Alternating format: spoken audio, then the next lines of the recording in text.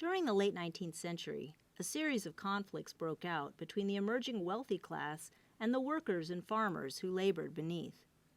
This image depicts the Maryland National Guard firing upon participants in the Great Railroad Strike of 1877.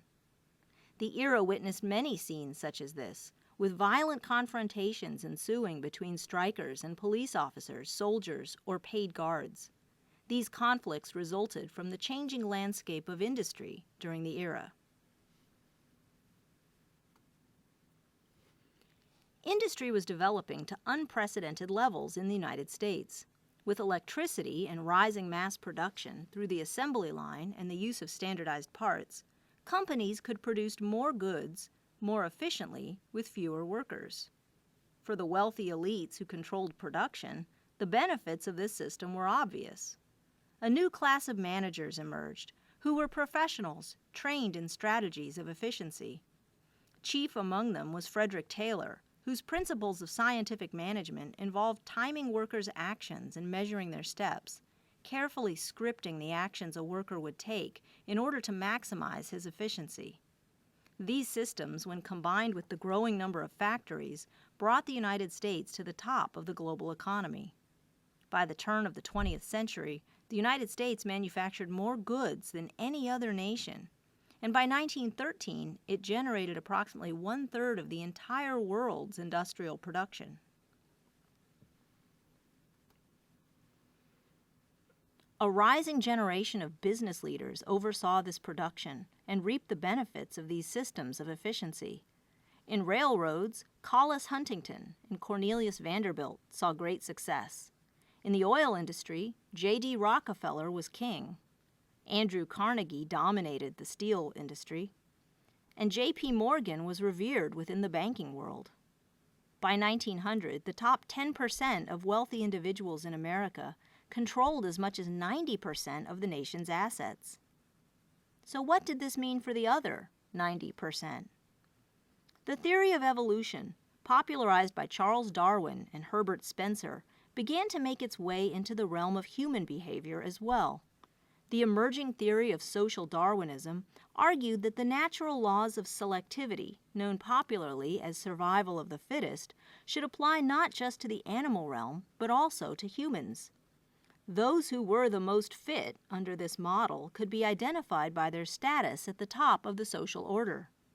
Those who were less fit, and thus less deserving of success, could be found at the bottom, among the poor and unsuccessful.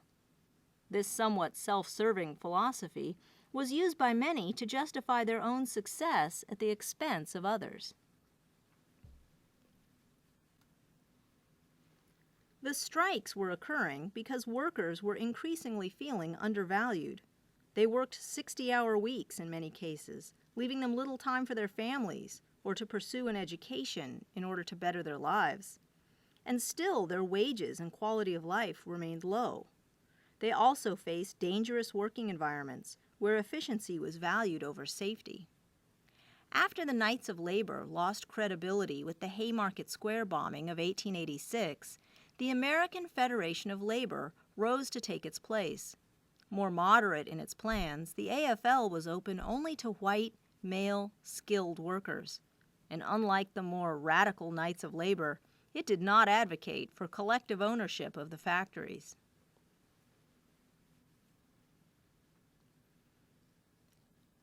As the nation's farmers were increasingly dependent on the railroads and the banks, they felt their autonomy slipping away.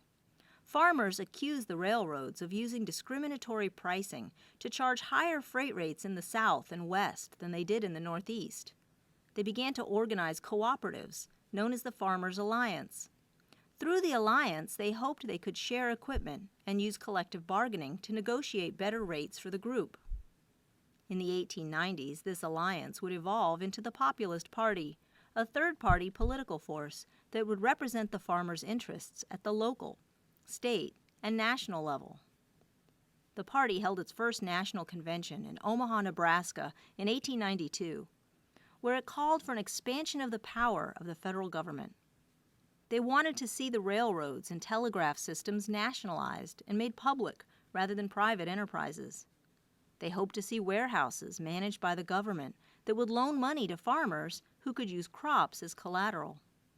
They also called for the coinage of silver to create inflation, to help farmers who owed money to pay back those debts. William Jennings Bryan, shown here, was the most successful of the populist candidates, running for president in 1896 on both the Populist and Democratic Party tickets. Bryan is best remembered for a fiery convention speech in which he famously said, "Having behind us the commercial interests and the laboring interests and all the toiling masses, we shall answer their demands for a gold standard by saying to them, you shall not press down upon the brow of labor this crown of thorns. You shall not crucify mankind upon a cross of gold."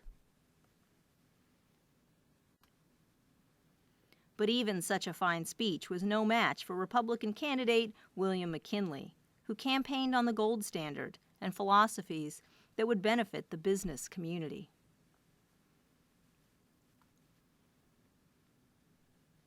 With the election of 1896, the country would stay on the conservative path. In the coming years, though, the lasting influence of the populists would be apparent in the development of the progressive movement. Progressives would pioneer governmental regulation of the business sector, responding to the cry of American farmers and workers who requested protection from the power of unchecked corporate interests.